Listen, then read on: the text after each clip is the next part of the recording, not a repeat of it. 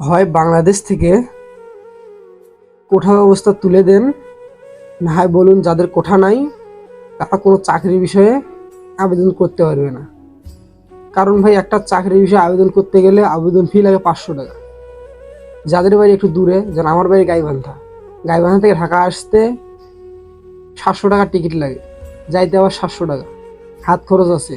মোটমাট একটা পরীক্ষা দিতে মিনিমাম 2000 টাকা খরচ হয়, আবেদন ফিস বাদেই।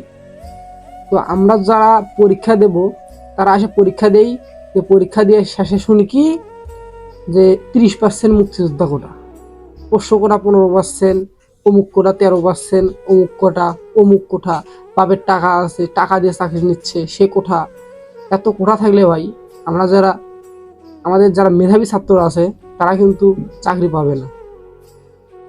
আর যারা গরিব আছে তারা তো টাকা দিয়ে কোনোদিন চাকরি নিতেই পারবে না। তো একটা কথা হচ্ছে, হয় বাংলাদেশ থেকে কোঠা তুলে দিতে হবে, নাই বলতে হবে যারা গরিব আছো বা যাদের কোনো কোঠা নাই তারা কোনো চাকরির আবেদন করবা না, চাকরি পরীক্ষা দিবা না। এখন ধরেন ভাই, একটা প্রাইমারি স্কুলে পরীক্ষা দিলেন আপনি,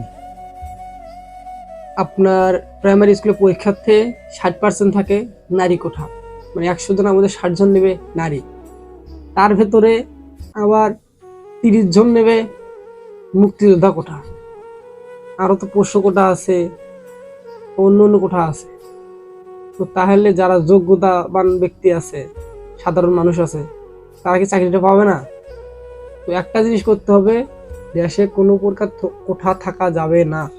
এটা করলে দেশের জনগণ, সাধারণ মানুষ সরকারি চাকরি পাবে। তাছাড়া আমাদের মতো সাধারণ মানুষের জন্য ওই জমিতে কামলা দেওয়া ছাড়া আর বুদ্ধি নেই।